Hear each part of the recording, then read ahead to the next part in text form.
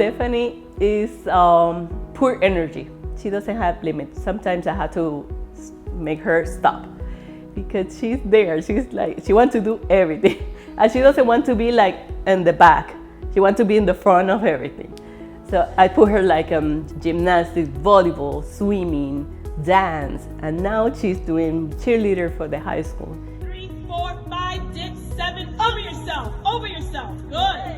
I was afraid to have kids, but then I got pregnant with Stephanie. So I was excited and scared and everything, all the emotions at the same time. But when I went to the doctor, they find out that I was losing like her amniotic fluid. The doctor told me to go to the hospital like right away. That was a really big opportunity that I lose her. December 28th, I started to feel like a really hard pain in this part of my belly. I couldn't breathe because of that pain. That was so intense. They took me to the OR and I had my beautiful princess Stephanie. She was only 23 weeks, she weighed 1 pound. What I remember was just to kiss her, like in the belly, and they took her away.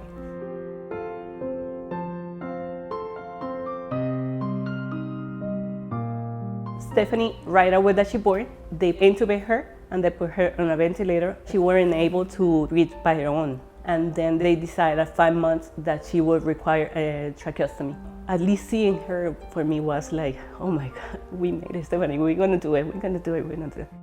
When you are a premature baby and require assistance to breathe through a mechanical ventilation, unfortunately, mechanical ventilation can induce damage into the lung.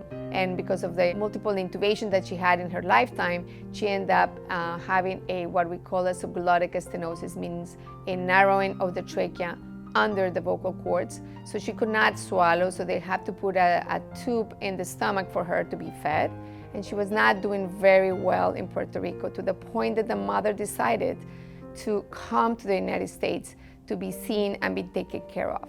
One thing that caught my attention when I met her the first time is the mother said, I am here because I was told in Puerto Rico that my baby was so complicated that it was not worth the amount of money that they have to spend on the baby.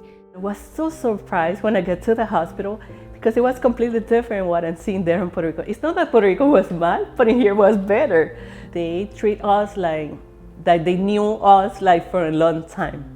Dr. Franco is super special. She has been super special with us. She was there like every single day. She changed all her medication, all her treatment. When we get out from the hospital in that 30 days, she was another girl.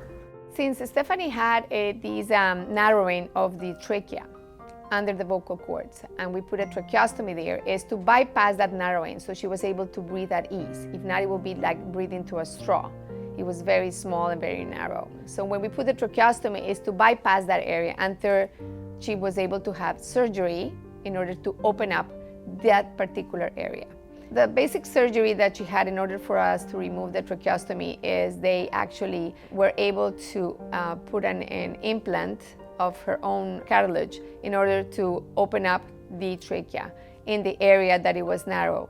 So what they did is they put it there and so they were able to open it up. So once it was opened up, it was able to take off the tracheostomy. Stephanie's super resilient. She's super strong. Like at the point that she surprised me like every day, every time. She loved to help others. I think that's her passion always, at the point that she wants to be a nurse. And I'm so grateful about Nicklaus Children's Hospital and especially the angel that they put in, like Franco, changed her life. She changed her life. I feel like Nicklaus Children's has helped me immaculately through all of my surgeries, and I would definitely encourage anyone to please donate because it could be a great help to anyone that needs it. It's a very incredible organization and I would appreciate it and every single patient would appreciate it.